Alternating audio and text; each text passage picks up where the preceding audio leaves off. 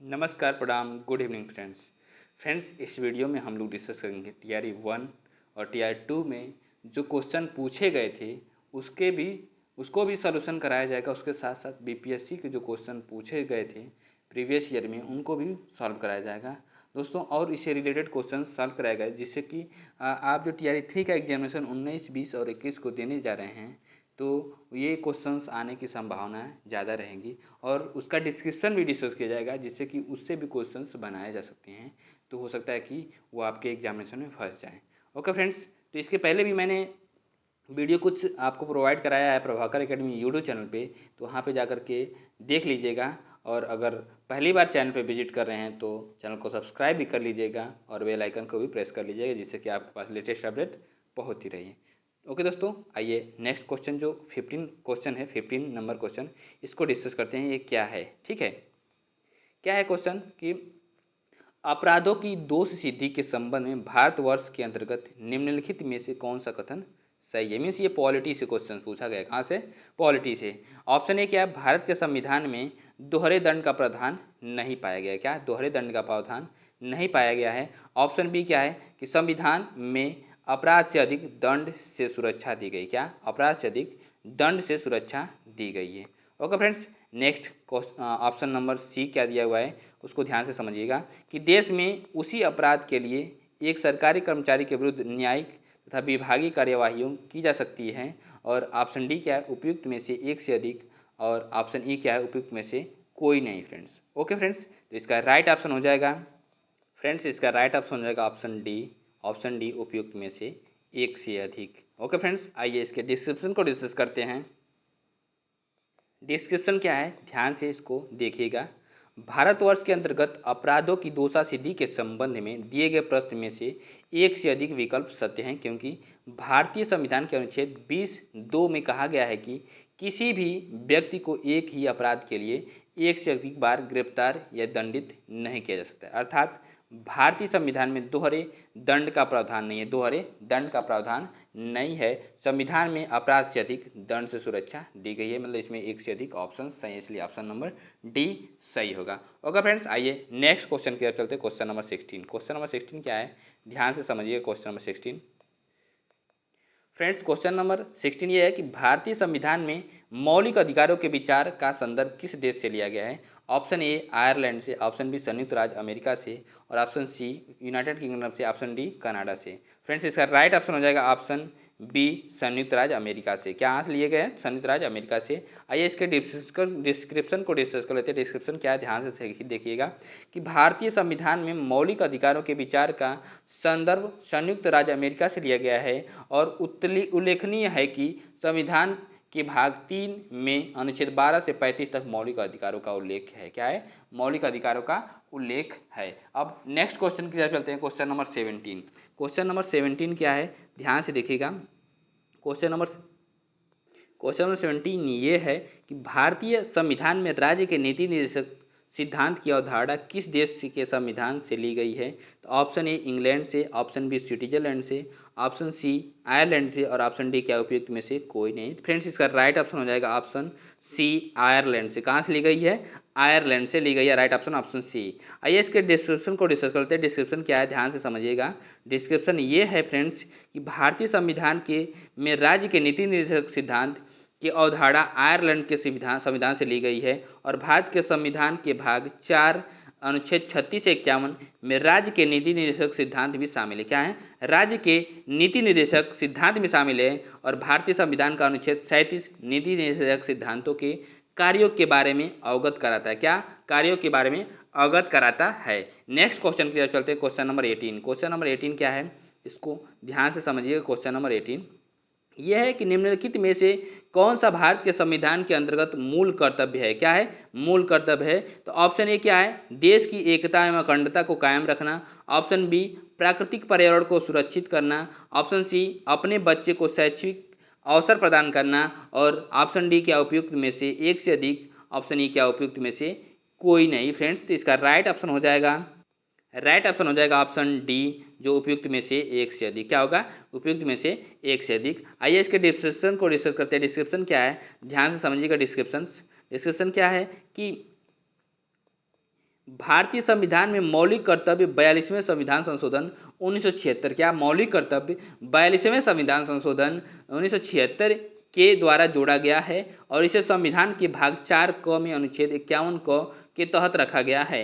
मौलिक कर्तव्यों की संख्या 11 है, क्या मौलिक कर्तव्यों की संख्या 11 है। अतः दिए गए प्रश्नगत विकल्पों में देश की एकता एवं अखंडता को कायम रखना, प्राकृतिक पर्यावरण को सुरक्षित करना, माता पिता या संरक्षक द्वारा 6 से 14 वर्ष के बच्चों हेतु प्राथमिक शिक्षा प्रदान करना मौलिक कर्तव्य है।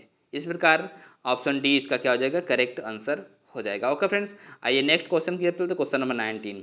क्वेश्चन नंबर 19 क्या है, ध्यान से समझिएगा कि भारत में प्रेस स्वतंत्रता लोगों को प्राप्त है, क्या भारत में प्रेस स्वतंत्रता लोगों को प्राप्त है क्योंकि ऑप्शन ए यह संसद की विधि के तहत लोगों के लिए उपलब्ध है। ऑप्शन बी यह भारत के संविधान में विशेष रूप से प्रदत्त है। ऑप्शन सी यह विचार विव्यक्ति की स्वतंत्रता के अधिकार में निहित है। ऑप्शन डी जो है उपयुक्त में से एक से अधिक, और ऑप्शन ई क्या उपयुक्त में से कोई नहीं। फ्रेंड्स, इसका राइट ऑप्शन हो जाएगा, इसका राइट ऑप्शन हो जाएगा ऑप्शन सी, क्या यह विचार अभिव्यक्ति की स्वतंत्रता के अधिकार में निहित होता है। आइए इसके डिस्क्रिप्शन को डिस्कस करते हैं। डिस्क्रिप्शन क्या है कि भारत में प्रेस स्वतंत्रता, प्रेस मतलब कि जो न्यूज वाला स्वतंत्रता है उसकी बात की जा रही है, ठीक है, लोगों को प्राप्त है क्योंकि विचार अभिव्यक्ति की स्वतंत्रता के अधिकार में निहित है। क्या है, विचार अभिव्यक्ति की स्वतंत्रता के अधिकार में निहित है। संविधान में प्रेस की स्वतंत्रता का उल्लेख नहीं किया गया है। हालांकि प्रेस या मीडिया की स्वतंत्रता भारत के संविधान के द्वारा अनुच्छेद 19 फर्स्ट ए के तहत प्रदत्त वाक स्वतंत्र और अभिव्यक्ति के मौलिक अधिकार में निहित है। यह स्वतंत्रता पत्रकारिता को प्रोत्साहित करता है और लोगों को सरकार के कार्यों के पक्ष या विपक्ष में अपनी राय देने के अवसर देकर के लोकतंत्र का बढ़ावा देता है। क्या आता है, लोकतंत्र का बढ़ावा देता है।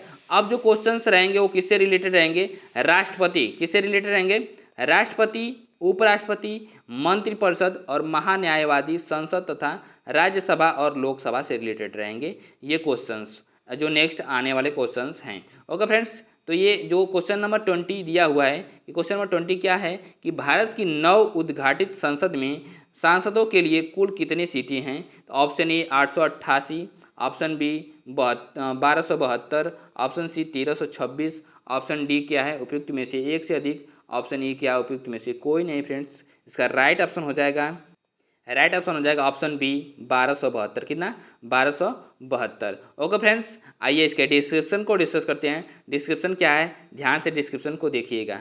ओके फ्रेंड्स, कि भारत की नव उद्घाटित संसद में सांसदों के लिए कुल 1272 सीटें, 888 सीटें लोकसभा तथा 384 सीटें राज्यसभा की हैं। भारत की नई संसद का आकार त्रिभुजाकार है। कैसा है, त्रिभुजाकार है। ये पूछा जा सकता है फ्रेंड्स, तो ये जो डिस्क्रिप्शन है बहुत ही इंपॉर्टेंट है।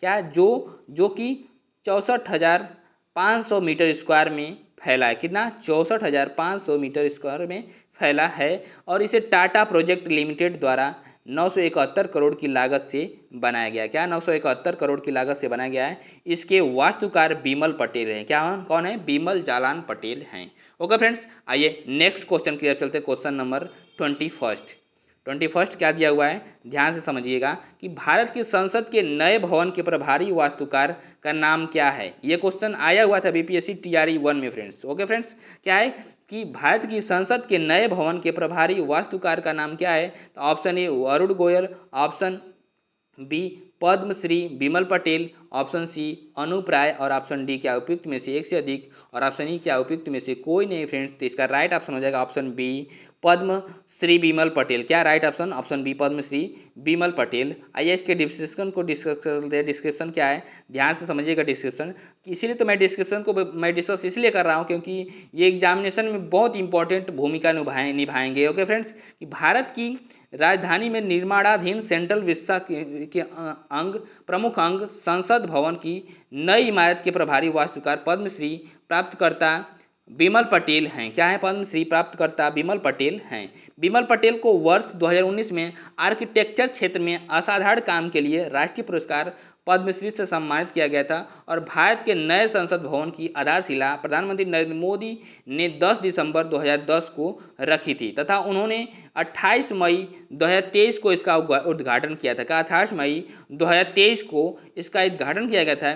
नए संसद भवन में 3 प्रवेश भवन है। क्या है? 3 प्रवेश भवन हैं और ज्ञान द्वार, शक्ति द्वार और कर्म द्वार इसके नाम है। 3 प्रवेश भवन के नाम क्या है? ज्ञान द्वार, शक्ति द्वार और कर्म द्वार हैं। ओके फ्रेंड्स, आइए नेक्स्ट क्वेश्चन की ओर चलते हैं। नेक्स्ट क्वेश्चन जो रहेगा वो संघ की न्यायपालिका, भारत का नियंत्रक एवं महालेखा परीक्षक से रिलेटेड क्वेश्चंस रहेंगे। ओके फ्रेंड्स, तो क्या है क्वेश्चन नंबर 22 क्या दिया हुआ है, ध्यान से समझिएगा कि भारत एकीकृत न्यायपालिका रखता है क्योंकि ऑप्शन ए क्या है कि भारत में मौलिक अधिकार, मौलिक विधि तथा सर्वोच्च स्तर पर सर्वोच्च न्यायालय और उसके नीचे उच्च न्यायालयों के साथ न्याय पाया जाता है। क्या है? न्याय पाया जाता है। ओके फ्रेंड्स, तो आइए नेक्स्ट पॉइंट क्या है उसको डिस्कस करते हैं। नेक्स्ट ऑप्शन क्या है? ऑप्शन बी कि ऑप्शन बी उच्च न्यायालयों के न्यायाधीशों राष्ट्रपति द्वारा नियुक्त किए जाते हैं। उच्च न्यायालय के जो न्यायाधीश हैं वो राष्ट्रपति के द्वारा नियुक्त किए जाते हैं। ऑप्शन सी क्या है? उच्च न्यायालय केंद्रीय शासन के एक उपभाग के रूप में गठित किए गए हैं। ऑप्शन डी क्या? उपयुक्त में से एक से अधिक। और ऑप्शन ई क्या है? None of the above. क्या है? उपयुक्त में से कोई नहीं फ्रेंड्स। तो इसका राइट ऑप्शन हो जाएगा ऑप्शन डी, उपयुक्त में से एक से अधिक, more than one of the above. Okay friends, आइए इसके डिस्क्रिप्शन को डिस्कस करते हैं। डिस्क्रिप्शन क्या है? ध्यान से समझिएगा डिस्क्रिप्शन को। डिस्क्रिप्शन क्या है? ध्यान से समझिएगा। डिस्क्रिप्शन ये है कि भारत एकीकृत न्यायपालिका रखता है क्योंकि भारत में एक मौलिक विधि तथा सर्वोच्च स्तर पर सर्वोच्च न्यायालय और उसके नीचे स्तर उच्च न्यायालयों के साथ न्याय पाया जाता है और मुख्य न्यायाधीश और उच्च न्यायालयों के न्यायाधीशों की नियुक्ति संविधान के अनुच्छेद 217 के खंड क्या संविधान के अनुच्छेद आर्टिकल 217 के खंड 1 के तहत राष्ट्रपति द्वारा की जाती है। उच्च न्यायालय राज्य के न्यायिक प्रशासन के प्रमुख होते हैं। उच्च न्यायालय केंद्रीय शासन के एक उपभाग के रूप में गठित किए जाते हैं। क्या? एक उपभाग के रूप में गठित किए जाते हैं। नेक्स्ट क्वेश्चन की चलते हैं। Question number 23। क्वेश्चन नंबर 23 क्या है? ध्यान से समझिएगा कि भारत सर्वोच्च न्यायालय में ने किन मुकदमों में सर्वप्रथम संविधान के मूल ढांचे का सिद्धांत दिया है। तो ऑप्शन ए गोलकनाथ बनाम पंजाब राज्य, ऑप्शन बी जो केशवानंद भारती बनाम केरल राज्य, ऑप्शन सी मिनर्वा मिल्स बनाम भारतीय संघ, ऑप्शन डी क्या? ए और बी दोनों। ओके फ्रेंड्स, तो इसका राइट ऑप्शन हो जाएगा राइट ऑप्शन बी केशवानंद बनाम भारतीय केरल राज्य। क्या राइट ऑप्शन बी हो जाएगा। आइए इसके डिस्क्रिप्शन को डिस्कस करते हैं। डिस्क्रिप्शन क्या है? ध्यान से समझिएगा फ्रेंड्स। क्या है कि भारतीय सर्वोच्च न्यायालय के ने केशवानंद भारती बनाम केरल राज्य 1973 में सर्वप्रथम संविधान के मूल ढांचे का सिद्धांत दिया है और इस निर्णय में सर्वोच्च न्यायालय ने कहा है कि संसद मौलिक अधिकारों को संशोधित या सीमित कर सकती है किंतु संविधान के अनुच्छेद 368 के से संसद को संविधान के मूल ढांचे बेसिक स्ट्रक्चर में परिवर्तन का अधिकार प्राप्त नहीं है। संसद को बेसिक स्ट्रक्चर में संसद को परिवर्तन करने का अधिकार प्राप्त नहीं है। ओके फ्रेंड्स, आइए कुछ नेक्स्ट क्वेश्चन की तरफ डिस्कस करते हैं, प्रोसीड करते हैं। क्वेश्चन नंबर 24 क्या दिया हुआ है कि कॉलेजियम प्रणाली के बारे में निम्नलिखित कथनों पर विचार कीजिए। जो कथन स्टेटमेंट दिए गए उस पर विचार करना है। तो क्या दिया हुआ कथन? फर्स्ट क्या दिया हुआ है कि सुप्रीम कोर्ट कॉलेजियम एक 5 सदस्यीय निकाय है जिसकी अध्यक्षता भारत के मौजूदा मुख्य न्यायाधीश CJI जो करते हैं। CJI कौन है? DY चंद्रचूड़ हैं, धनंजय यशवर्धन चंद्रचूड़ हैं करते हैं। और उस समय इसमें न्यायालय के में कार्यरत और 4 अन्य वरिष्ठतम न्यायाधीश शामिल होते हैं। 4 अन्यतम वरिष्ठतम जो न्यायाधीश शामिल होते हैं। नेक्स्ट स्टेटमेंट क्या है? संसद ने विधि द्वारा कॉलेजियम प्रणाली का आरंभ किया है। और नेक्स्ट स्टेटमेंट क्या है? ध्यान से स्टेटमेंट को देखे रहेंगे तो आप आसानी से क्वेश्चन को कर लेंगे। नेक्स्ट स्टेटमेंट, उच्चतम न्यायालय और उच्च न्यायालय के न्यायाधीशों की नियुक्ति कॉलेजियम प्रणाली के माध्यम से की जाती है। और नेक्स्ट स्टेटमेंट क्या है कि कॉलेजियम प्रणाली की शुरुआत वर्ष 1993 में न्यायाधीश की PN भगवती ने ऐतिहासिक फर्स्ट जज मामले में उपलक्ष्य में की गई थी। क्या उपलक्ष्य में की गई थी? आइए इसके जो ऑप्शन है उसको तरफ चलते हैं, प्रोसीड करते हैं। तो ऑप्शन क्या दिया हुआ है? उपयुक्त में से कौन से कथन सही हैं? ऑप्शन ए केवल 1, ऑप्शन बी 1 और 2, ऑप्शन सी 3 और 4, ऑप्शन डी 1 और 3। फ्रेंड्स इसका राइट ऑप्शन हो जाएगा ऑप्शन डी 1 और 3। क्या हो जाएगा 1 और 3। आइए इसके डिस्क्रिप्शन को डिस्कस करते हैं। डिस्क्रिप्शन क्या है ध्यान से समझिएगा, क्योंकि डिस्क्रिप्शन से बहुत सारे क्वेश्चंस बनाए जा सकते हैं। कॉलेजियम प्रणाली न्यायाधीशों की नियुक्ति और स्थानांतरण की प्रणाली है जो संसद के किसी अधिनियम या संविधान के प्रावधान द्वारा स्थापित न होकर के सर्वोच्च न्यायालय के निर्णयों के माध्यम से विकसित हुई है। क्या सर्वोच्च न्यायालय के निर्णयों के माध्यम से विकसित हुई है। यह एक 5 सदस्यीय निकाय है। क्या एक 5 सदस्यीय निकाय है, सिस्टम है, जिसकी अध्यक्षता भारत के मौजूदा मुख्य न्यायाधीश सीजीआई करते हैं। जो मौजूदा मुख्य न्यायाधीश होते हैं वो करते हैं, और उस समय न्यायालय में कार्यरत अन्य 4 वरिष्ठतम न्यायाधीश शामिल होते हैं। उच्चतम न्यायालय और उच्च न्यायालयों के न्यायाधीशों की नियुक्ति कॉलेजियम प्रणाली के माध्यम से की जाती है। क्या कॉलेजियम प्रणाली के माध्यम से की जाती है। नेक्स्ट क्वेश्चन की तरफ प्रोसीड करते हैं। क्वेश्चन नंबर 25 क्या दिया हुआ है कि मौलिक अधिकारों को लागू करने के लिए न्यायालय निम्नलिखित में से किसे जारी कर सकता है। न्यायालय निम्नलिखित में से किसे जारी कर सकता है। Option A decree, option B writ, option C जो है कि अध्यादेश, ऑप्शन डी क्या उपयुक्त में से एक से अधिक, और ऑप्शन ई क्या उपयुक्त में से कोई नहीं। फ्रेंड्स इसका राइट ऑप्शन हो जाएगा ऑप्शन बी रीट जो है कि जारी कर सकता है। क्या रीट जारी कर सकता है, ऑप्शन बी राइट ऑप्शन है। आइए इसके डिस्क्रिप्शन को डिस्कस करते हैं। डिस्क्रिप्शंस क्या डिस्क्रिप्शन है, बहुत मोस्ट इंपॉर्टेंट डिस्क्रिप्शन है।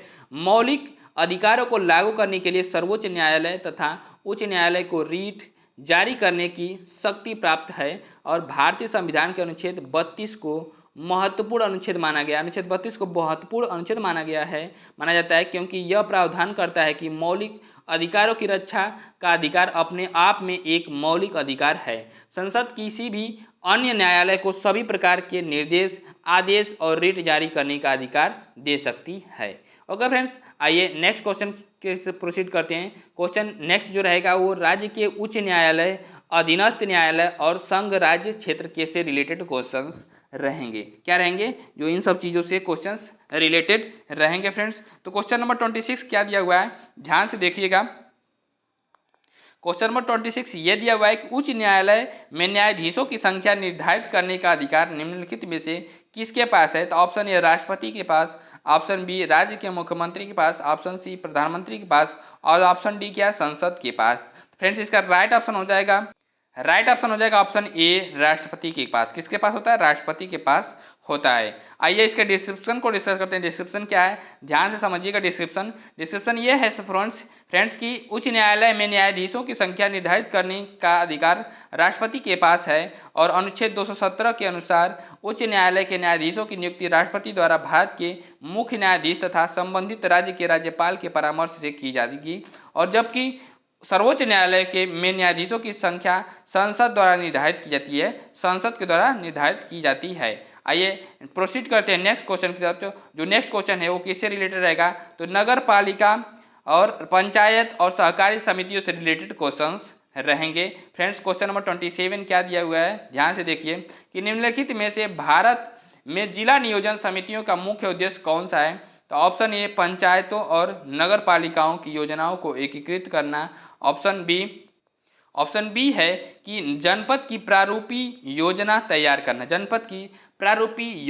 करना, ऑप्शन सी क्या है कि पंचायतों के मध्य एकीकृत दृष्टिकोण विकसित करना, ऑप्शन डी क्या है उपयुक्त में से एक से अधिक, और ऑप्शन ई क्या है उपयुक्त में से कोई नहीं। फ्रेंड्स तो इसका राइट ऑप्शन हो जाएगा ऑप्शन डी उपयुक्त में से एक से अधिक। क्या more than one above the above. आइए इसके डिस्क्रिप्शन को डिस्कस करते हैं। डिस्क्रिप्शन क्या है, ध्यान से डिस्क्रिप्शन को समझे रहिएगा, जिससे कि क्वेश्चंस यहाँ से और भी बनाए जा सकते हैं। ओके फ्रेंड्स, भारत में जिला नियोजन समितियों के मुख्य उद्देश्यों के संदर्भ में दिए गए प्रश्न में एक से अधिक विकल्प सत्य हैं, क्योंकि जिले में पंचायतों तथा नगर पालिकाओं द्वारा तैयार की गई योजनाओं को समेकित करने तथा संपूर्ण जिले के लिए विकास योजना का प्रारूप तैयार करने के लिए किसी राजस्व जिले या राजस्व जिलों के किसी समूह ग्रुप तथा उसके भाग जो एक ही जिला पंचायत में है के लिए एक जिला योजना समिति का गठन किया जाता है। इसके तहत सरकार जिले में जिला परिषद, ग्राम पंचायत, नगर परिषद और नगर निगम द्वारा तैयार की गई योजनाओं को समेकित करने योजनाओं को समेकित करने और पूरे जिले के लिए एक मसौदा विकास योजना तैयार करती है। क्या मसौदा विकास योजना तैयार करती है और जिससे पंचायतों के मध्य एकीकृत दृष्टिकोण करने में सहायता मिलती है। ओके फ्रेंड्स, आइए नेक्स्ट क्वेश्चन की तरफ चलते हैं। Question number 28। क्वेश्चन नंबर 28 क्या दिया हुआ है कि भारत की केंद्रीय सरकार का पंचायती राज मंत्रालय निम्नलिखित में से किस वर्ष निर्मित हुआ था? तो option A 2003, 2002, 2003, option B 2004, option C जो है 2005, 2006, ऑप्शन डी क्या उपयुक्त में से अधिक, और ऑप्शन ई क्या है उपयुक्त में से कोई नहीं फ्रेंड्स। तो इसका राइट ऑप्शन हो जाएगा, राइट ऑप्शन ऑप्शन बी 2004 होगा। क्या होगा? राइट ऑप्शन ऑप्शन बी 2004 होगा। ओके फ्रेंड्स, आइए इसके डिस्क्रिप्शन को डिस्कस करते हैं। डिस्क्रिप्शन क्या है, ध्यान से समझिएगा डिस्क्रिप्शन कि भारत की केंद्रीय सरकार पंचायती राज मंत्रालय वर्ष 2004 में निर्मित हुआ था। पंचायती राज संस्थान भारत में ग्रामीण स्थानीय स्वशासन की एक प्रणाली है। स्थानीय स्वशासन का अर्थ है स्थानीय लोगों द्वारा निर्वाचित निकायों द्वारा स्थानीय मामलों का प्रबंधन करना। क्या? प्रबंधन करना। ओके फ्रेंड्स, आइए नेक्स्ट जो क्वेश्चन की तरफ प्रोसीड करते हैं। नेक्स्ट क्वेश्चन क्या है? आपात उपबंध और संविधान संशोधन से रिलेटेड क्वेश्चन रहेंगे, मीन्स कॉन्स्टिट्यूशन अमेंडमेंट से क्वेश्चन रिलेटेड रहेंगे। ओके फ्रेंड्स, क्वेश्चन नंबर 29 क्या दिया हुआ है, ध्यान से देखिएगा। 29 क्वेश्चन 29 ये दिया हुआ है कि किसी वित्तीय आपातकाल की स्थिति में अनुच्छेद 360 को लागू करने के परिणाम निम्नलिखित में से कौन से सही हैं? स्टेटमेंट फर्स्ट दिया हुआ है कि राष्ट्रपति राज्यों को राज्य मामले के संबंध में सेवारत सभी या किसी वर्ग के कर्मचारी के वेतन और भत्ते को कम करने का आदेश दे सकते हैं। और नेक्स्ट स्टेटमेंट क्या है, ध्यान से देखिएगा कि राज्य विधानमंडल द्वारा पारित धन विधेयक या अन्य वित्तीय विधेयक को राष्ट्रपति के विचारार्थ आरक्षित रखने की आवश्यकता नहीं है। नेक्स्ट स्टेटमेंट, राष्ट्रपति उच्चतम न्यायालय और उच्च न्यायालयों के जजों के साथ संघ मामलों के संबंध में सेवारत सभी या किसी वर्ग के कर्मचारी के वेतन और भत्ते कम करने का आदेश दे सकते हैं। नेक्स्ट स्टेटमेंट क्या है कि राज्य विधानमंडल द्वारा पारित होने के बाद धन विधेयक या अन्य वित्तीय विधेयक राष्ट्रपति के विचारार्थ आरक्षित रखी जाएगी। ओके फ्रेंड्स, आइए इसके ऑप्शन की तरफ चलते हैं। फ्रेंड्स, इसका ऑप्शन क्या दिया हुआ है, उपयुक्त में से कौन से कथन सही हैं? ऑप्शन ए केवल एक, ऑप्शन बी ए 1 और 2, ऑप्शन सी क्या है 3 और 4, ऑप्शन डी क्या है 1 और 3। तो फ्रेंड्स इसका राइट ऑप्शन हो जाएगा ऑप्शन डी 1 और 3। क्या हो जाएगा? 1 और 3, ऑप्शन डी राइट होगा। ओके फ्रेंड्स, आइए इसके डिस्क्रिप्शन को डिस्कस करते हैं। डिस्क्रिप्शन को ध्यान से समझिएगा। फ्रेंड्स क्या दिया हुआ है कि नीचे दिए गए कूट का प्रयोग कर सही उत्तर चुनिए। तो ऑप्शन ए क्या केवल 1 2 3, ऑप्शन बी केवल 2, और ऑप्शन सी क्या केवल 1 और 2, ऑप्शन डी उपयुक्त से सभी। तो इसका राइट ऑप्शन हो जाएगा ऑप्शन ए केवल 1 2 3, 1 3 4। ओके फ्रेंड्स, आइए नेक्स्ट क्वेश्चन की तरफ प्रोसीड करते हैं। जो इसका डिस्क्रिप्शन है, डिस्क्रिप्शन को ध्यान से समझ लीजिए। डिस्क्रिप्शन क्या है कि किसी वित्तीय आपातकाल की स्थिति में अनुच्छेद 360 को लागू करने का निम्न परिणाम हो सकता है। ऑप्शन मतलब क्या है कि राष्ट्रपति राज्यों को राज्य मामले के संबंध में सेवारत सभी या किसी वर्ग के कर्मचारी के वेतन और भत्ते को कम करने के आदेश दे सकता है। नेक्स्ट क्या है कि राष्ट्रपति उच्चतम न्यायालय और उच्च न्यायालयों के जजों राष्ट्रपति उच्चतम न्यायालय और उच्च न्यायालयों के जजों के साथ संघ मामले के संबंध में सेवारत सभी या किसी वर्ग के कर्मचारियों के वेतन और भत्ते कम करने का आदेश दे सकता है। और थर्ड क्या है, राज्य विधानमंडल द्वारा पारित होने के बाद धन विधेयक या अन्य वित्तीय विधेयक राष्ट्रपति के विचारार्थ आरक्षित रखी जाएगी और वित्तीय आपातकाल की घोषणा होगी। घोषित तिथि के 2 माह के भीतर संसद की स्वीकृति मिलना अनिवार्य है। क्या? संसद की स्वीकृति मिलना अनिवार्य है। एक बार यदि संसद के दोनों सदनों से इसे मंजूरी प्राप्त हो जाए तो वित्तीय जो आपात निश्चित काल के लिए तब तक प्रभावी रहेगा जब तक इसे वापस न लिया जाए। हृदयनाथ कंजूरू ने कहा कि वित्तीय आपात राज्य की वित्तीय संप्रभुता के लिए गंभीर खतरा है। क्या है? गंभीर खतरा है। नेक्स्ट क्वेश्चन की तरफ चलते, क्वेश्चन नंबर 30। क्वेश्चन नंबर 30 क्या दिया हुआ है कि भारतीय संविधान के 42वें संविधान संशोधन के संबंध में निम्नलिखित में से कथनों पर विचार कीजिए। क्या? संविधान का संशोधन में जो किया गया है उस पर विचार करना है। तो फर्स्ट स्टेटमेंट क्या दिया हुआ है कि इसने प्रस्तावना में 3 शब्द जोड़े, समाजवाद, धर्मनिरपेक्ष और अखंडता। नेक्स्ट स्टेटमेंट क्या है कि इसने संविधान में 8 मौलिक कर्तव्य जोड़े। और थर्ड स्टेटमेंट क्या है, ध्यान से समझिएगा कि इसने नए निर्देशक सिद्धांत जोड़े, यानी अनुच्छेद 39 से, अनुच्छेद 43 से और अनुच्छेद 47 जोड़ा गया। फोर्थ नंबर स्टेटमेंट क्या है उसको ध्यान से समझिएगा कि इसके द्वारा राष्ट्रपति को चुनाव आयोग के परामर्श से राज्य विधानसभाओं मंडलों के सदस्यों को अयोग्य घोषित करने का अधिकार प्रदान किया गया था। क्या अयोग्य घोषित करने का अधिकार प्रदान किया गया था। अब देखिए इसका जो क्या है कि उपयुक्त में से कौन से कथन गलत हैं। तो ऑप्शन ए क्या है 1 और 2, ऑप्शन बी 3 और 4, ऑप्शन सी 2 और 3, ऑप्शन डी 1 और 4। ओके फ्रेंड्स, तो इसका राइट ऑप्शन हो जाएगा फ्रेंड्स, मैं बता दूं कि इसमें राइट ऑप्शन हो जाएगा ऑप्शन सी 2 और 3 फ्रेंड्स। लेकिन इसमें चौथा नहीं दिया होता, इसलिए चौथा वाला स्टेटमेंट भी गलत है। 2 और 3 और चौथा स्टेटमेंट गलत हो, इसलिए राइट ऑप्शन सी हो जाएगा। क्या हो जाएगा? राइट ऑप्शन सी हो जाएगा। आइए इसके डिस्क्रिप्शन को डिस्कस करते हैं। डिस्क्रिप्शन क्या है ध्यान से समझिएगा। भारतीय संविधान के 42वें संशोधन के द्वारा संविधान के प्रस्तावना में 3 शब्द समाजवाद, धर्मनिरपेक्ष और अखंडता को जोड़ा गया। राज्य विधानसभाओं मंडलों के सदस्यों की अयोग्यता पर राज्यपाल का निर्णय अंतिम होता है, लेकिन उन्हें कार्यवाही करने से पहले चुनाव आयोग से परामर्श लेनी होगी। क्या? चुनाव आयोग से परामर्श लेनी होगी। ओके फ्रेंड्स, नेक्स्ट पॉइंट क्या है कि स्वर्ण सिंह समिति ने संविधान में 8 मूल कर्तव्यों को जोड़ने का सुझाव दिया था, लेकिन 42वें संविधान संशोधन अधिनियम 1976 द्वारा 10 मूल कर्तव्य जोड़ा गया था। वर्तमान में 11 मौलिक कर्तव्य हैं। कितना है? वर्तमान में 11 मौलिक कर्तव्य हैं। इसके तहत 3 नए नीति निर्देशक तत्व जोड़े गए और बच्चों के साथ स्वस्थ विकास के अवसरों को सुरक्षित अनुच्छेद 39 करता है। कौन करता है? अनुच्छेद 39 करता है।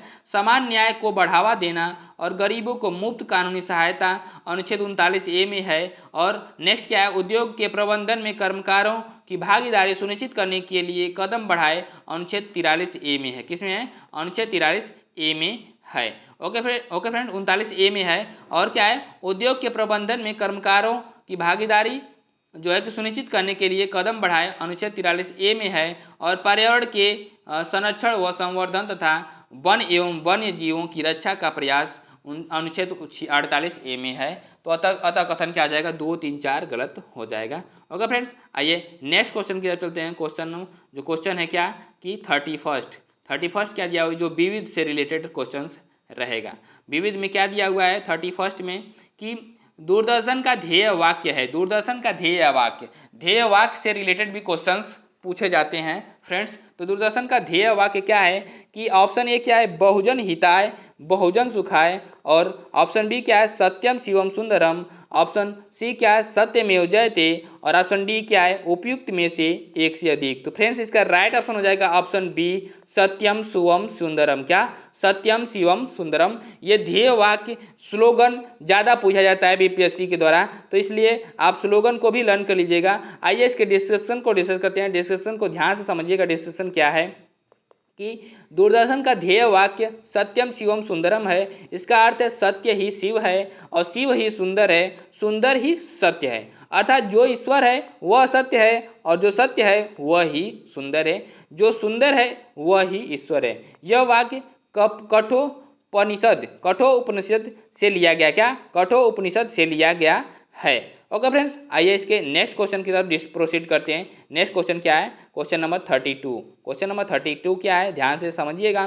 भारत में दबाव समूह निम्नलिखित में से किससे पीड़ित है? तो ऑप्शन ए संस्कृतिवाद से। ऑप्शन बी जो होता है कि विचारवाद में प्रतिबद्धता की कमी में। ऑप्शन सी क्या है कि देश की राजनीति। क्या? देश की राजनीति से स्वायत्त भूमिका की कमी से। ऑप्शन डी क्या है? उपयुक्त में से एक से अधिक। और ऑप्शन ई क्या? उपयुक्त में से एक कोई नहीं। फ्रेंड्स इसका राइट ऑप्शन हो जाएगा option D more than one of the above में से। ऑप्शन डी एक उपयुक्त में से एक से अधिक। आइए इसके डिस्क्रिप्शन को डिस्कस कर लेते हैं। डिस्क्रिप्शन क्या है? ध्यान से समझिएगा। भारत में दबाव समूह के संदर्भ में दिए गए प्रश्न में एक से अधिक विकल्प सत्य हैं, क्योंकि ये समूह एक सांस्कृतिक संदर्भ में कार्य करते हैं जहां पारंपरिक मानदंड आधुनिक आकांक्षाओं के साथ मिलते हैं। अधिकांश दबाव समूहों का स्वायत्त अस्तित्व नहीं होता है। वे बिना अस्तित्व के हैं और उसमें प्रतिबद्धता की कमी है, उनकी वफादारी राजनीतिक स्थितियों के साथ बदल जाती है। क्या? राजनीतिक स्थितियों के साथ बदल जाती है और जिससे समाज के कल्याण को खतरा होता है। वे कई बार हिंसा जैसे असंवैधानिक तरीकों का सहारा लेते हैं। 1967 में पश्चिम बंगाल में शुरू हुआ नक्सली आंदोलन इसका एक उदाहरण है। क्या है? एक उदाहरण है। उल्लेखनीय है, क्या है? उल्लेखनीय है कि दबाव उन लोगों का एक समूह है जो अपने सामान्य हितों को बढ़ावा देने और उनकी रक्षा करने के लिए सक्रिय रूप से संगठित होते हैं। दबाव समूहों के सबसे अधिक घनिष्ठ एवं उलझे हुए संबंध राजनीतिक दलों से होते हैं। ये वर्ग राजनीतिक दलों के माध्यम से अपने हितों की रक्षा चाहते हैं। क्या चाहते हैं? अपने हितों की रक्षा चाहते हैं। नेक्स्ट क्वेश्चन नंबर 33 की तरफ चलते हैं। 33 में क्या दिया हुआ है? तो सूची फर्स्ट में सूचीबद्ध राजनीतिक दलों को सूची सेकेंड में उनकी स्थापना के वर्ष के साथ सुमेलित कीजिए। मतलब सूची फर्स्ट में क्या दिया रहेगा? राजनीतिक दल दिया जाएगा। सूची सेकेंड में स्थापना की वर्ष दिया गया रहेगा। तो उससे क्या करना है? इसको मैच करना है। दिया है क्या कि भारतीय कम्युनिस्ट पार्टी 1964 दिया हुआ फर्स्ट में, मार्क्सवादी, और भारतीय कम्युनिस्ट पार्टी जो है कि 1998 में दिया हुआ है, और बहुजन समाज पार्टी 1925 में। तो all India Trinamool Congress AITMC means 1984। अब दिया गया क्या कि नीचे प्रयोग कर, क्या? नीचे दिए गए कूट का प्रयोग कर सही उत्तर चुनिए। कूट क्या है? कूट ए में दिया हुआ कि 1342, कूट बी 2143, और कूट सी क्या दिया हुआ? 2134, और डी दिया हुआ क्या? 3412। ओके फ्रेंड्स, तो इसका राइट ऑप्शन हो जाएगा, राइट ऑप्शन ए 1342। क्या? 1342। आइए इसके डिस्क्रिप्शन को डिस्कस करते हैं। डिस्क्रिप्शन क्या है? ध्यान से समझिएगा। डिस्क्रिप्शन को समझे रहेंगे तो बहुत बेटर रहेगा। क्या है? भारतीय कम्युनिस्ट पार्टी जो है 1964 में 1964 में भारतीय कम्युनिस्ट पार्टी बनाई गई थी, स्थापना की गई थी। और भारतीय जो मार्क्सवादी थी उसकी, ठीक है, भारतीय कम्युनिस्ट पार्टी जो है कि 1925 में बनाई गई, मार्क्सवादी वाली 1964 में, और वो जो भारतीय कम्युनिस्ट पार्टी है बस उसको 1925 में, बहुजन समाजवादी 1984 में, बहुजन समाजवादी पार्टी जो है कि 1984 में, और उसके बाद कि all India Trinamool Congress AITMC जो 1998 में, कब? 1998 में स्थापित की गई थी। नेक्स्ट क्वेश्चन की तरफ चलते हैं। Question number 34। क्वेश्चन नंबर 34 क्या दिया हुआ है? ध्यान से समझिएगा। क्वेश्चन नंबर 34 क्या दिया हुआ है कि इनमें से किसने कहा भारतीय न्यायपालिका विलासी मुकदमेबाजी से ग्रसित है? Option A Deepak Mishra, option B Ranjan Gogoi, option C NV Ramana, option D उपयुक्त में से एक से अधिक, और ऑप्शन ई क्या है? उपयुक्त में से कोई नहीं। ओके फ्रेंड्स, तो आइए जो इसका राइट ऑप्शन हो जाएगा फ्रेंड्स, इसका राइट ऑप्शन हो जाएगा ऑप्शन सी NV रमन्ना। कौन? NV रमन्ना। ओके फ्रेंड्स, आइए इसके डिस्क्रिप्शन को डिस्कस करते हैं। डिस्क्रिप्शन क्या है? ध्यान से डिस्क्रिप्शन को समझिएगा। ओके फ्रेंड्स, क्या है कि राष्ट्रीय भारतीय न्यायपालिका विलासी मुकदमेबाजी से ग्रसित है। उपयुक्त कथन NV रमन्ना का है। ये भारत के 48वें न्यायाधीश थे। क्या थे? CGI 48वें CGI थे। भारतीय संविधान का अनुच्छेद 124 से 147 सर्वोच्च न्यायालय की संरचना, नियुक्ति, शक्तियां, प्रक्रिया आदि से संबंधित है। आइए नेक्स्ट क्वेश्चन की तरफ प्रोसीड करते हैं। नेक्स्ट क्वेश्चन क्या है? ध्यान से देखिएगा कि निम्नलिखित में से कौन सा बुनियादी मूल्य सभी नेताओं द्वारा भारत के संविधान पर विचार विमर्श हेतु संविधान निर्माता सभा के मिलने से बहुत पहले ही स्वीकार कर लिया गया था? ऑप्शन ए सार्वभौम वयस्क मताधिकार, ऑप्शन बी स्वतंत्रता और समानता का अधिकार, ऑप्शन सी अल्पसंख्यकों के अधिकार का संरक्षण, ऑप्शन डी उपयुक्त में से एक से अधिक, ऑप्शन ई उपयुक्त में से कोई नहीं। फ्रेंड्स, इसका राइट ऑप्शन हो जाएगा, राइट ऑप्शन डी उपयुक्त में से एक से अधिक। क्या? राइट ऑप्शन डी उपयुक्त में से एक से अधिक। आइए इसके डिस्क्रिप्शन को डिस्कस करते हैं। डिस्क्रिप्शन क्या है? ध्यान से डिस्क्रिप्शन को समझिएगा। डिस्क्रिप्शन फ्रेंड्स ये है कि भारत की संविधान सभा का निर्माण होने से पूर्व ही कुछ बुनियादी मूल्यों पर समस्त नेताओं की सहमति बन चुकी थी, जिसमें सार्वभौमिक वयस्क मताधिकार था, स्वतंत्रता एवं समानता का अधिकार था, और अल्पसंख्यकों के अधिकार की रक्षा की बात शामिल थी। अल्पसंख्यकों के अधिकार के रक्षा की बात शामिल थी। ओके फ्रेंड्स, आइए नेक्स्ट क्वेश्चन 36 की तरफ चलते हैं। इसमें भी सूची फर्स्ट को सूची सेकंड से मिलाना है, भारत में नारी कल्याण हेतु, क्या भारत में नारी कल्याण हेतु अधिनियमों के नाम दिए गए हैं, और सूची सेकंड में क्या दिया गया है, संबंधित अधिनियमों से संबंधित वर्ष दिए गए हैं। ओके फ्रेंड्स, ध्यान से समझिएगा, उसके बाद इसको मैच करिएगा। अब ये क्या दिया हुआ है, विशेष विवाह अधिनियम, और फर्स्ट में क्या था 1976, और दहेज निषेध अधिनियम 1954, समान पारिश्रमिक अधिनियम 1986, और नारी अवशिष्ट निधित्व अधिनियम 1961। फ्रेंड्स, इसके क्या होंगे ऑप्शन क्या दिए हुए, इसको भी डिस्कस कर लेते हैं। ऑप्शन जो कोड दिया गया है, ध्यान से समझिएगा, कोड ये दिया हुआ है, option A 2413, option B 3124, option C 4231, option D उपयुक्त में से एक से अधिक, और ऑप्शन ई क्या है, उपयुक्त में से कोई नहीं। फ्रेंड्स, इसका राइट ऑप्शन हो जाएगा, राइट ऑप्शन ऑप्शन ए 2413, क्या होगा 2413। आइए इसके डिस्क्रिप्शन को डिस्कस करते हैं। डिस्क्रिप्शन क्या है, ध्यान से समझिएगा। डिस्क्रिप्शन ये है फ्रेंड्स कि विशेष विवाह अधिनियम जो है 1954 में शुरू किया गया था, और दहेज निषेध अधिनियम 1961 में शुरू किया गया था, और समान पारिश्रमिक अधिनियम 1976 में, और नारी अशिष्ट प्रतिनिधि अधिनियम 1986 में। फ्रेंड्स, आइए नेक्स्ट क्वेश्चन की तरफ प्रोसीड करते हैं। नेक्स्ट क्वेश्चन क्या है, ध्यान से देखिएगा 37। सामाजिक तथा शैक्षिक रूप से पिछड़े वर्गों के आरक्षण हेतु भारत सरकार के 13 अगस्त 1990 के आदेश की वैधता निम्नलिखित में से किस वर्ष निर्णीत हुई है। Option A 1991, option B 1992, option C 1993, option D उपयुक्त में से एक से अधिक, और ऑप्शन डी क्या है, उपयुक्त में से कोई नहीं। फ्रेंड्स, इसका राइट ऑप्शन हो जाएगा, राइट ऑप्शन होगा option B 1992, right option option B 1992 होगा। ओके फ्रेंड्स, आइए इसके डिस्क्रिप्शन को डिस्कस कर लेते हैं। डिस्क्रिप्शन फ्रेंड्स ये है कि 13 अगस्त 1990 ईस्वी को भारत के कार्मिक जन शिकायत एवं पेंशन मंत्रालय ने भारत सरकार के सरकारी पदों और सेवाओं में सामाजिक और शैक्षणिक रूप से पिछड़े वर्गों को 27% आरक्षण देने से मंडल आयोग की सिफारिश को लागू करने के प्रावधान हेतु कार्यालय आदेश जारी किया गया। इस आदेश को इंदिरा साहनी बनाम भारत सरकार मामले में चुनौती दी गई थी। क्या, इंदिरा साहनी बनाम भारत सरकार मामले में चुनौती दी गई थी। अंततः भारत के सर्वोच्च न्यायालय के 11 वरिष्ठ न्यायाधीशों ने 1992 ईस्वी में भारत सरकार के उक्त आदेश को वैधता प्रदान की। क्या, उक्त आदेश को वैधता प्रदान की। ओके फ्रेंड्स, आइए नेक्स्ट क्वेश्चन की तरफ चलते हैं। Question number 38। क्वेश्चन नंबर 38 क्या दिया हुआ है, ध्यान से समझिएगा कि भारत के किस संस्था का आदर्श वाक्य है, धर्मो रक्षति रक्षता।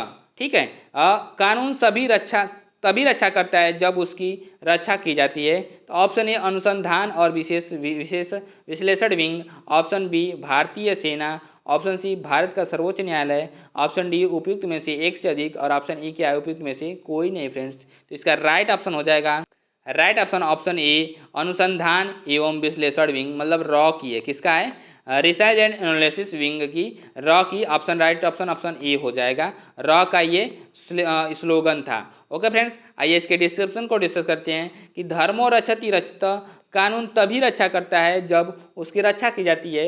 यह हुआ कि भारत के अनुसंधान और विश्लेषण विंग RAW रॉ का आदर्श वाक्य है। अब नेक्स्ट क्वेश्चन की तरफ प्रोसीड करते हैं। जो नेक्स्ट क्वेश्चन रहेंगे वो भारतीय अर्थव्यवस्था से रिलेटेड रहेंगे। किससे, भारतीय अर्थव्यवस्था से रिलेटेड रहेंगे।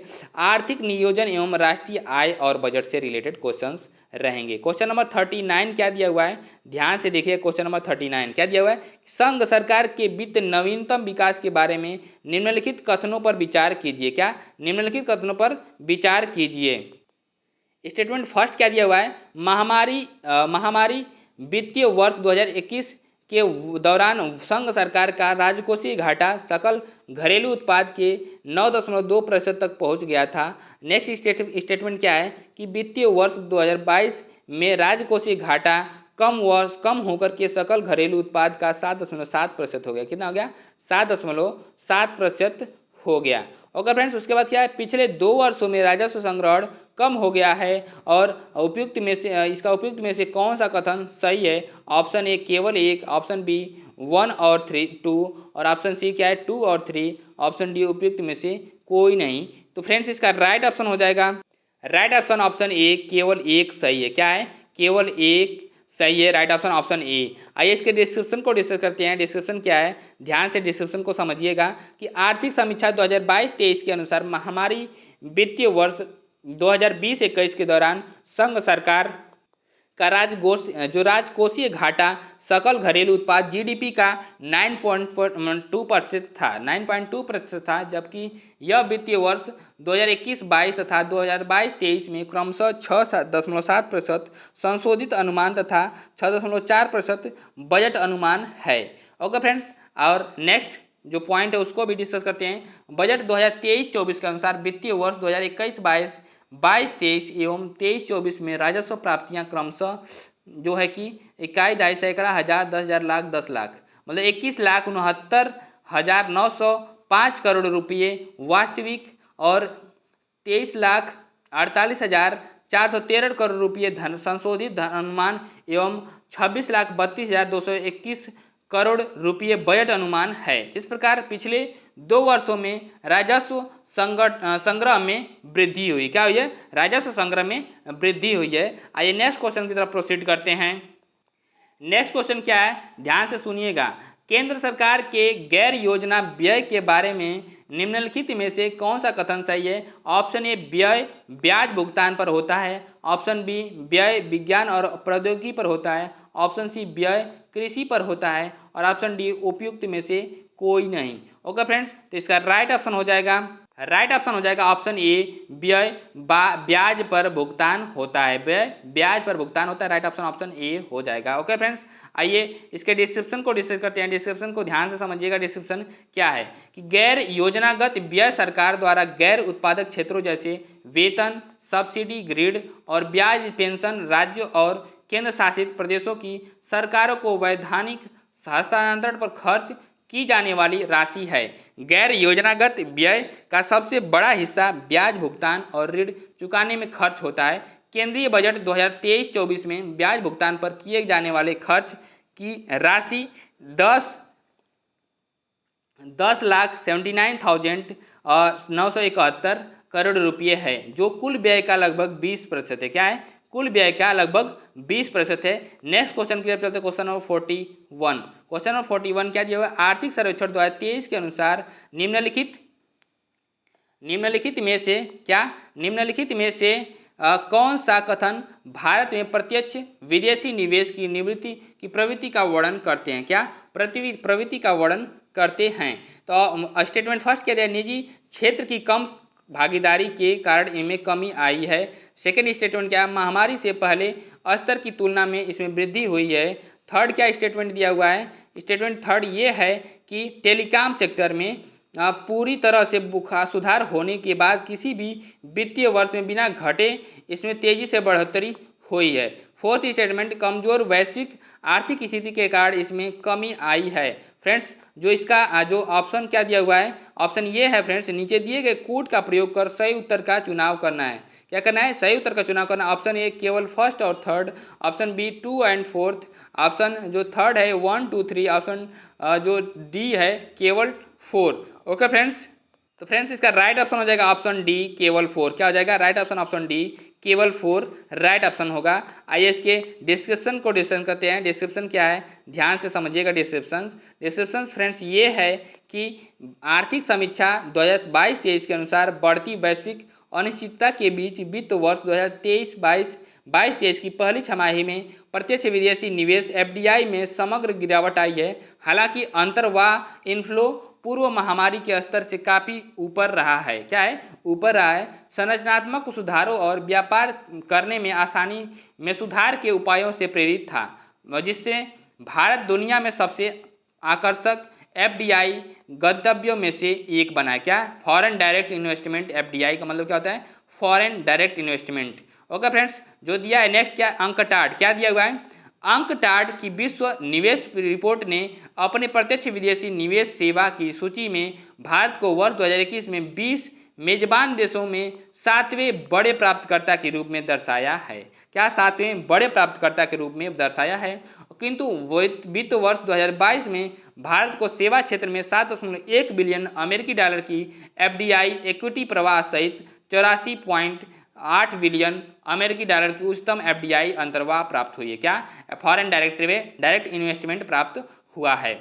नेक्स्ट पॉइंट क्या है? नेक्स्ट पॉइंट को भी ध्यान से समझिएगा कि प्रत्यक्ष विदेशी निवेश एफडीआई और विदेशी पोर्टफोलियो निवेश एफपीआई से मिलकर के विदेशी निवेश पूंजीगत घाटे का सबसे बड़ा घटक है।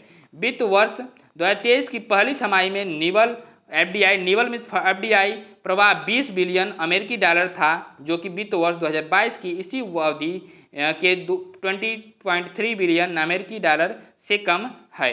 ओके फ्रेंड्स, आइए नेक्स्ट क्वेश्चन की तरफ प्रोसीड करते हैं। फ्रेंड्स, नेक्स्ट पॉइंट क्या है कि रूस यूक्रेन और संयुक्त राज्य अमेरिका फेडरल रिजर्व द्वारा आक्रामक मौद्रिक नीति को कड़ा करने के नतीजे ने वैश्विक वित्तीय बाजार में अस्थिरता को बढ़ा दिया है, जिससे विदेशी पोर्टफोलियो निवेश का बहिर्वाह आउटफ्लो हुआ है। अप्रैल-दिसंबर 2022 के दौरान 2.5 बिलियन अमेरिकी डॉलर का निवल आउटफ्लो दर्ज किया गया है, जबकि एक साल पहले 0.6 बिलियन अमेरिकी डॉलर का आउटफ्लो हुआ था। क्या? आउटफ्लो हुआ था। ओके फ्रेंड्स, आइए नेक्स्ट क्वेश्चन की तरफ चलते हैं, जो क्वेश्चन नंबर 42 है, उसको डिस्कस करते हैं। स्वामित्व योजना के संबंध में निम्नलिखित कथनों पर विचार कीजिए। क्या? निम्नलिखित कथनों पर विचार कीजिए। स्टेटमेंट फर्स्ट क्या दिया हुआ है? यह खान मंत्रालय के दायरे में कार्यरत एक केंद्रीय क्षेत्रक योजना है। और सेकेंड स्टेटमेंट क्या है? यह योजना CORS नेटवर्क की तरह जियो पोजिशनिंग इंफ्रास्ट्रक्चर को 5 सेंटीमीटर तक की सटीकता प्रदान करने योग्य मानक बनाने का प्रयास कर रही है। थर्ड स्टेटमेंट क्या है कि COSR क्या? थर्ड स्टेटमेंट में ये है फ्रेंड्स कि CORS का मतलब क्रॉस ओरिजिन रिसोर्सेज शेयरिंग है। यह योजना ड्रोन तकनीक का उपयोग कर भूमि के छोटे छोटे खंडों का नक्शा तैयार करके ग्रामीण बस्तियों आबादी के क्षेत्रों में संपत्ति का स्पष्ट स्वामित्व स्थापित करने के लिए एक सुधारात्मक पहल प्रदान करती है। तो इसका जो दिया हुआ है क्या कि ऑप्शन कि उपयुक्त में से कौन से कथन गलत हैं? ऑप्शन ए 2 और 4, ऑप्शन बी 1 और 3, ऑप्शन सी 2 और 3, ऑप्शन डी क्या है 1 और 4। तो ओके फ्रेंड्स, इसका राइट ऑप्शन हो जाएगा, राइट ऑप्शन बी होगा। क्या होगा? राइट ऑप्शन बी 1 और 3 होगा। राइट ऑप्शन बी 1 और 3 होगा। ओके फ्रेंड्स, आइए इसके डिस्क्रिप्शन को डिस्कस करते हैं। डिस्क्रिप्शन को ध्यान से समझिएगा। डिस्क्रिप्शन क्या है कि स्वामित्व योजना पंचायती राज मंत्रालय के दायरे में कार्यरत है। क्या? स्वामित्व योजना पंचायती राज मंत्रालय के दायरे में कार्यरत एक केंद्रीय क्षेत्रक योजना है। इसे पंचायती राज मंत्रालय, राज्य राजस्व विभाग, राज्य पंचायती राज विभाग और भारतीय सर्वेक्षण विभाग के सहयोगात्मक प्रयासों से कार्यान्वित किया जा रहा है। राष्ट्रीय स्तर पर 24 अप्रैल 2021 को इस योजना का शुभारंभ किया गया, जबकि पायलट चरण के लिए यह 24 अप्रैल 2020 को लॉन्च हुई थी। क्या? 24 अप्रैल 2020 को लॉन्च हुई थी। सेकेंड स्टेटमेंट क्या है? ध्यान से समझिएगा कि यह योजना ड्रोन तकनीकी का प्रयोग कर भूमि के छोटे छोटे खंडों का नक्शा और तैयार करके ग्रामीण बस्तियों आबादी के क्षेत्रों में संपत्ति को स्पष्ट स्वामित्व स्थापित करने के लिए सुधारात्मक पहल प्रदान करती है। नेक्स्ट स्टेटमेंट क्या है? ध्यान से देखिएगा कि यह योजना CORS नेटवर्क की तरह जियो पोजिशनिंग इंफ्रास्ट्रक्चर को 5 सेंटीमीटर तक की सटीकता प्रदान करने योग्य मानक बनाने का प्रयास कर रही है। ओके फ्रेंड्स, और नेक्स्ट स्टेटमेंट क्या है कि CORS का मतलब सतत संचालन संदर्भ station, continuously operating reference station network है। ओके फ्रेंड्स, आइए नेक्स्ट क्वेश्चन की तरफ प्रोसीड करते हैं। क्वेश्चन नंबर 43 क्या दिया? उत्पादन संबंध प्रोत्साहन PLI योजना के बारे में निम्नलिखित कथनों पर विचार कीजिए। फर्स्ट स्टेटमेंट क्या दिया हुआ है? यह योजना घरेलू विनिर्माण को बढ़ावा देने और मोबाइल फोन विनिर्माण तथा निर्दिष्ट इलेक्ट्रॉनिक घटकों में बड़े निवेश को आकर्षित करने के लिए उत्पादन से जुड़े प्रोत्साहन की पेशकश करती है। सेकेंड स्टेटमेंट क्या है कि इस योजना में आवेदकों की 2 श्रेणियां हैं, वैश्विक कंपनियां, घरेलू कंपनियां। थर्ड स्टेटमेंट क्या है कि यह योजना पात्र कंपनियों को 6 वर्षों की अवधि के लिए भारत में निर्मित तथा लक्ष्य श्रेणी में शामिल वस्तुओं की शुद्ध वृद्धिशील बिक्री आधारित वर्ष पे आधारित है, पर लगभग 8% का 8% का औसत प्रोत्साहन प्रदान करती है। फोर्थ स्टेटमेंट क्या है, PLI के तहत लक्ष्य श्रेणी में laptop, tablet, online 1 PC server और ultra small form factor USFF शामिल होंगे। ओके फ्रेंड्स, तो उपयुक्त में से क्या दिया गया है कि उपयुक्त में से कौन से कथन गलत हैं, तो ऑप्शन ए फर्स्ट और फोर्थ, ऑप्शन बी सेकेंड और फोर्थ, ऑप्शन सी फर्स्ट और थर्ड, ऑप्शन डी क्या है 2 और थर्ड। तो फ्रेंड्स इसका राइट ऑप्शन हो जाएगा ऑप्शन डी 2 और सेकेंड और थर्ड जो है इसका राइट ऑप्शन हो जाएगा। ये इसके डिस्क्रिप्शन को डिस्कस करते हैं। डिस्क्रिप्शन क्या, ध्यान से समझिएगा कि उत्पादन संबंध प्रोत्साहन PLI उत्पादन संबद्ध प्रोत्साहन योजना घरेलू विनिर्माण को बढ़ावा देने और बड़े पैमाने पर इलेक्ट्रॉनिक्स विनिर्माण के लिए 1 अप्रैल 2020 को अधिसूचना की गई है। यह योजना घरेलू इलेक्ट्रॉनिक्स विनिर्माण को बढ़ावा देने और बड़े निवेश को आकर्षित करने के लिए वित्तीय प्रोत्साहन प्रदान करती है। नेक्स्ट स्टेटमेंट क्या है, ध्यान से समझिएगा। जो नेक्स्ट डिस्क्रिप्शन है, यह योजना पात्र कंपनियों को 5 वर्षों की अवधि के लिए विनिर्मित वस्तुओं की वृद्धिशील बिक्री आधार वर्ष 2019-20 पर 4 से 6% प्रोत्साहन प्रदान करती है और इसमें मोबाइल फोन और निर्दिष्ट इलेक्ट्रॉनिक घटक शामिल है। नेक्स्ट जो डिस्क्रिप्शन क्या है, ध्यान से समझिएगा कि PLI के तहत 2 लक्ष्य खंड टारगेट सेगमेंट मोबाइल फोन और निर्दिष्ट इलेक्ट्रॉनिक घटक है। निर्दिष्ट इलेक्ट्रॉनिक घटक के अंतर्गत SMT घटक, ट्रांजिस्टर सहित असतत अर्धचालक उपकरण, इलेक्ट्रॉनिक अनुप्रयोग, मुद्रित सर्किट बोर्ड, PCB आदि शामिल हैं। ओके फ्रेंड्स, तो वीडियो को हम यहीं पे एंड करते हैं और चैनल पे पहली बार विजिट कर रहे हैं तो चैनल को सब्सक्राइब कर लीजिएगा और बेल आइकन को भी प्रेस कर लीजिएगा जिससे कि आपके पास लेटेस्ट अपडेट पहुंचती रहे। ओके फ्रेंड्स, नमस्कार।